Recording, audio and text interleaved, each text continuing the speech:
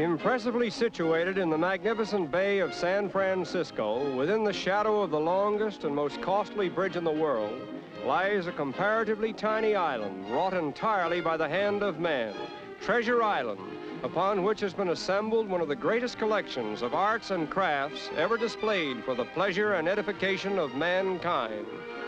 As we approach this island, we marvel at the thought that only a few years ago it was nothing but a shoal, occasionally visible at low tide. But a colossal plan supported by over $50 million soon transformed the lowly sandbar into an enchanted isle, which has been attracting millions of visitors from all parts of the world. It is America's official World's Fair of the West, a pageant of the Pacific, sponsored by 11 western states and supported by many sister states, along with 28 foreign nations and about 400 industrial exhibitors. The magic carpet of flowers that profusely spreads itself to the left and right of the main entrance is a fitting approach to a veritable garden that extends itself over all of Treasure Island, filling the air with perfumes of exotic fragrance.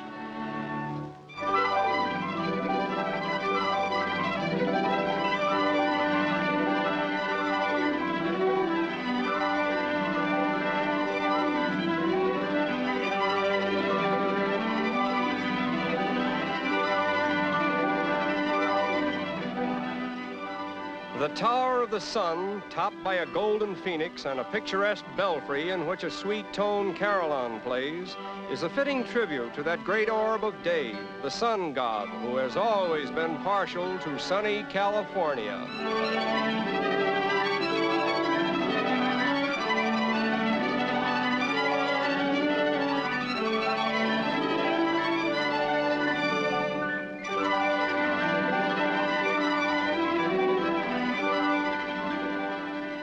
An artistic statue holding the evening star and the court of the moon is only one of the numerous examples of art and sculpture which have contributed so much to the adornment of Treasure Island.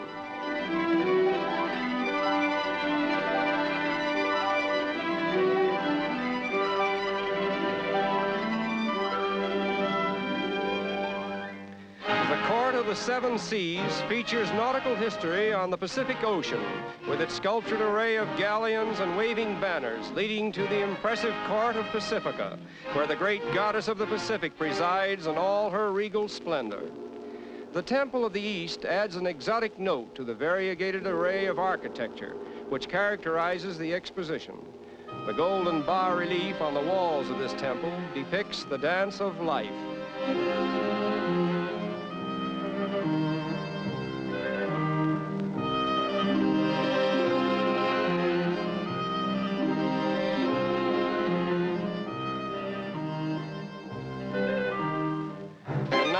Come to the Gayway, the modern live spot of the fair, where fun and frivolity reign supreme.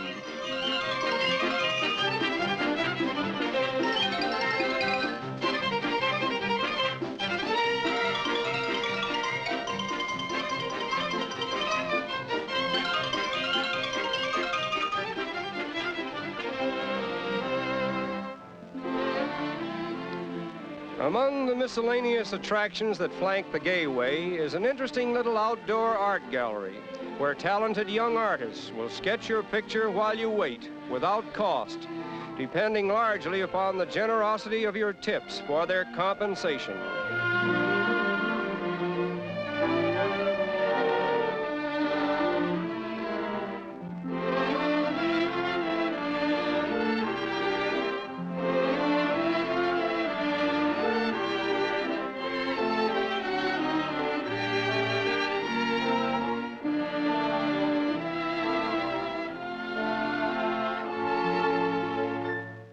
Some indication of the far-reaching aspect of the Golden Gate International Exposition is illustrated by the pavilions which represent the more remote parts of the globe.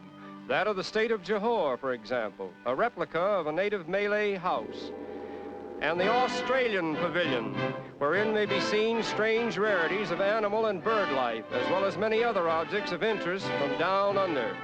Patterned after a Maori meeting house, New Zealand's pavilion presents in miniature the thermal regions of Rotorua, along with pictures of Maori life and the activities of modern New Zealand. The Japanese pavilion is an architectural combination of a feudal castle and a samurai house, while the colorful drum bridge in the rear gardens is a reproduction of the famous bridge in Kyoto.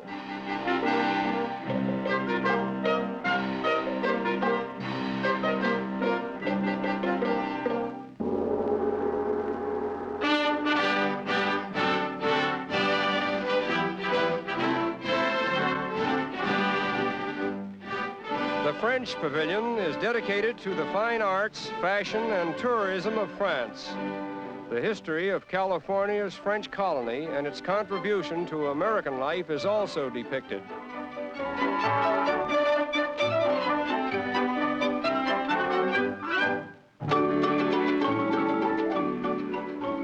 In Colombia's picturesque pavilion, the story of Colombian hand-picked coffee is illustrated in interesting detail.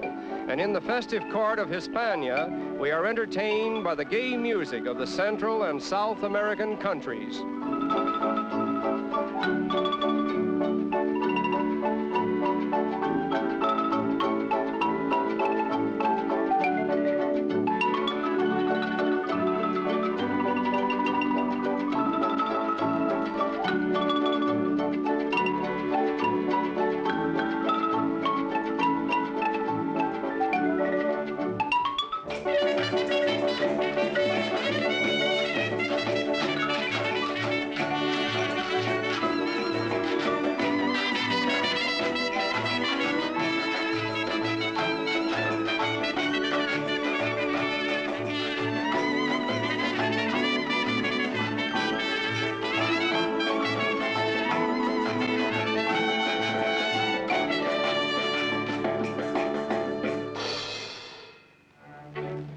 In the Hall of Flowers, volunteer flower lovers perform the actual work of preparing and presenting a continuous flower show, which features colorful blooms of the Pacific, as well as rare specimens from all parts of the floral world.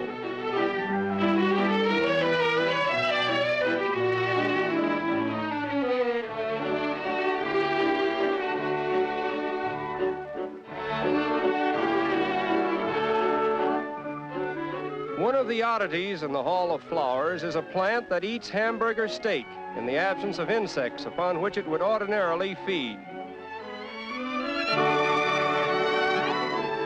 The Palace of Fine and Decorative Arts contains what is said to be the finest collection of painting, sculpture, and decorative arts ever assembled in the United States, the contents of its 4 divisions being valued at over $40 million.